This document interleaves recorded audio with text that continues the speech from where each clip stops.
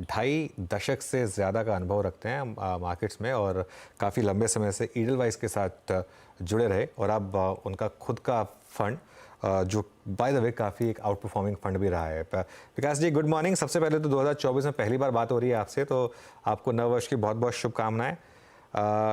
कैसा फील कर रहे हैं आप 2024 में? 2023 बहुत शानदार था इन्वेस्टर्स के लिए।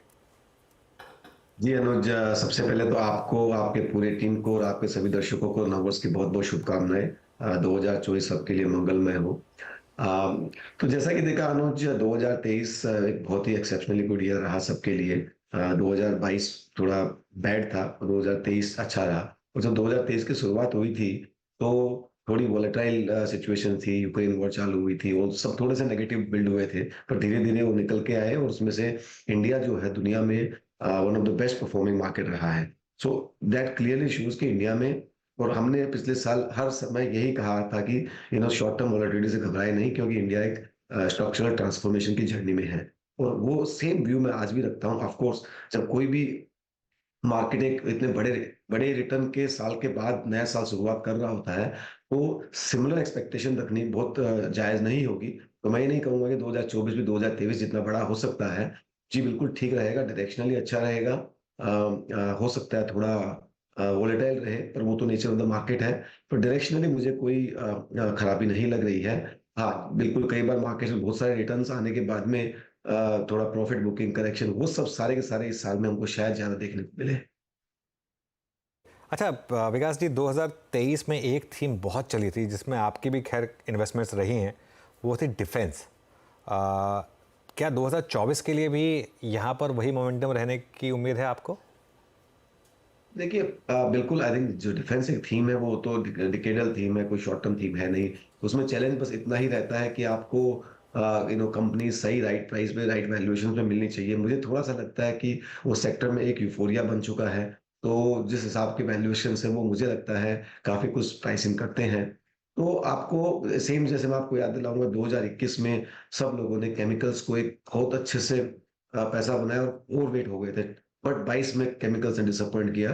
तो ऐसा हर एक, बट तेवीस ने जो एक केमिकल में इन्वेस्ट करने की अच्छी अपॉर्चुनिटी थी।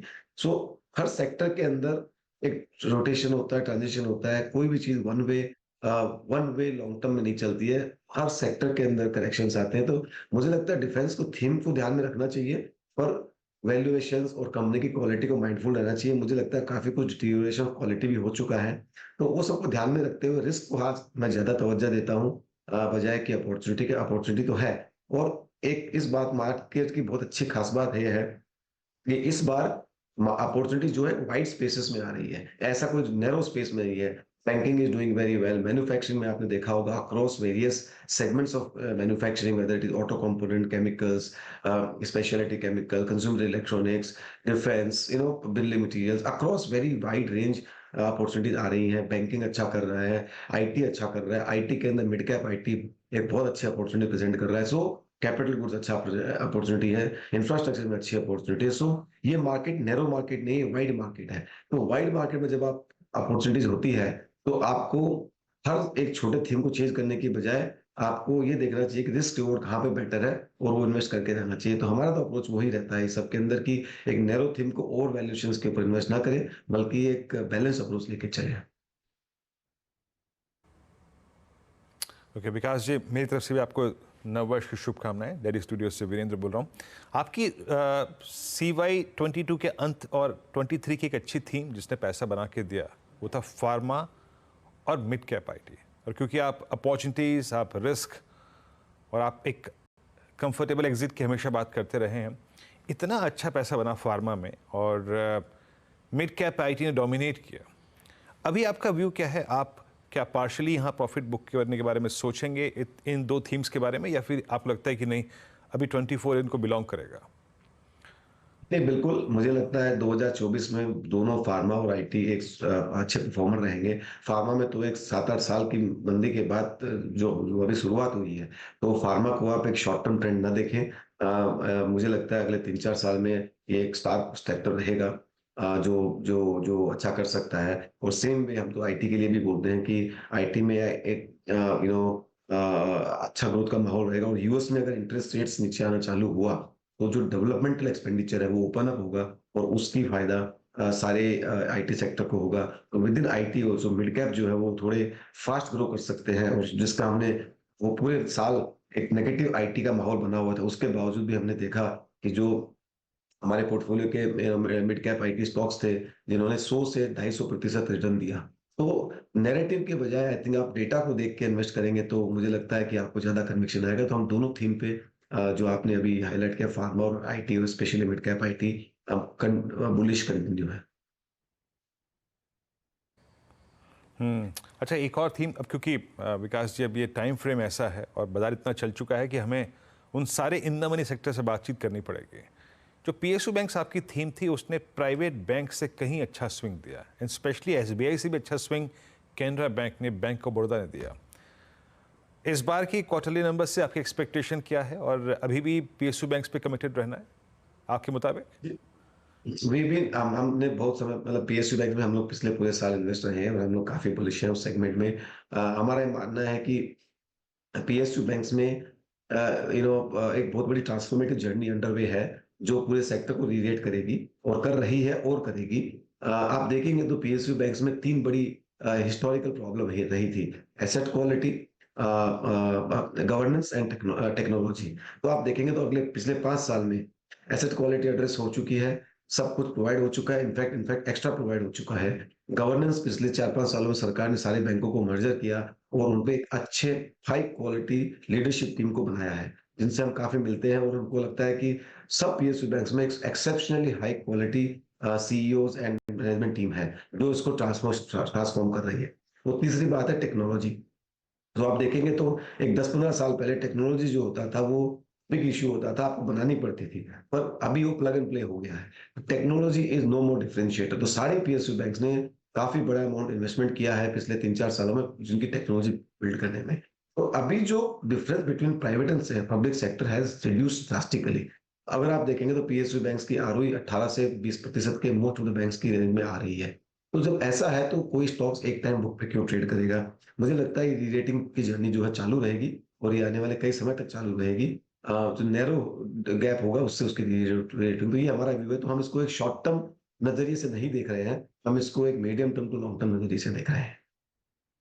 ओके अच्छा विकास जी, इंफ्रास्ट्रक्चर पर क्या व्यू बन रहा है? जैसे ईपीसी प्लेयर्स हैं, कंस्ट्रक्शन प्लेयर्स हैं, क्योंकि एक व्यू ये है कि एक तो प्री इलेक्शन रैली प्लस कहीं भी चले जाएं आप डेवलपमेंट हो रही है।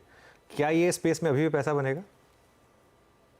मुझे लगता है ये स्पेस में तो अभी शायद बहुत ज्यादा काम हुआ ही नहीं है और बहुत ज्यादा ओनरशिप है ही नहीं। आप देखेंगे तो जो अगर आप पिछले 10-15 साल में देखें तो बहुत सारी कंस्ट्रक्शन कंपनी थी जो काफी बैंकरप्ट होके, अभी आप देखें तो गिनी चुनी 10-15 कंस्ट्रक्शन कंपनीज रह गई हैं, और 20 कंपनियां होंगी जैसे कि।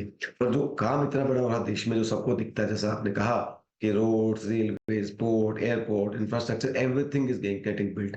तो ये बनाने के लिए कोई तो करेगा, और इसके लिए क्या होता है, आपको दो चीज चाहिए: एक्सिक्यूशन कैपेबिलिटी और बैलेंस शीट। ये दोनों का कॉम्बिनेशन होना बहुत जरूरी है, और इसमें जो जो कंपनियों के पास ये दोनों का कॉम्बिनेशन है वो अच्छा करेंगी। तो मैं इस मामले में मानता हूँ कि ईपीसी कंपनियां जो है, और दूसरा क्या हो गया है कि गवर्नेंस भी इंप्रूव होती जा रही है। तो इसीलिए आप देखेंगे तो एलएनटी जैसी कंपनी इसमें जो हर सेगमेंट में अवेलेबल है, बहुत ही सुपर रिटर्न दिया है पिछले 3 सालों में, ऑलमोस्ट 3 गुना जैसा रिटर्न हो गया है। तो मेरा मानना है ये एक जर्नी है, ये भी काफी समय तक चलेगी। कि काफ़ी समय तक चलेगी, बिल्कुल। यहाँ पर कोई और थीम, कोई नई थीम जो आपके दिमाग में आ रही हो विकास जी, जिसकी हमने अब तक बात नहीं की हो या आपकी टॉप कन्विक्शन थीम बनकर आ रही हो? ये नई थीम तो रोज तो कई थीम्स आएंगी नहीं, पर जैसा कि आपको बताता हूँ कि एक थोड़ा सा आप शॉर्ट, मतलब मार्केट से हटके थोड़ा सोच सकते हो। जैसे हमने भी काफी कुछ रिसेंटली कुछ समय में केमिकल स्टॉक्स में बड़ा पोजीशन बनाया है। हमको लगता है कि केमिकल स्टॉक्स मार्केट्स में अभी भी बहुत अंडर ओन्ड है। आई थिंक एक टाइम था जब ओवर ओन्ड हो गए थे, और अभी काफी लोगों के इन्वेस्टर के रडार से निकल गया है। वहां पे हमें लगता है कि अच्छी अपॉर्चुनिटीज आएगी, पिछले अगले 1-2 साल में, 3 साल में आ रही है बल्कि।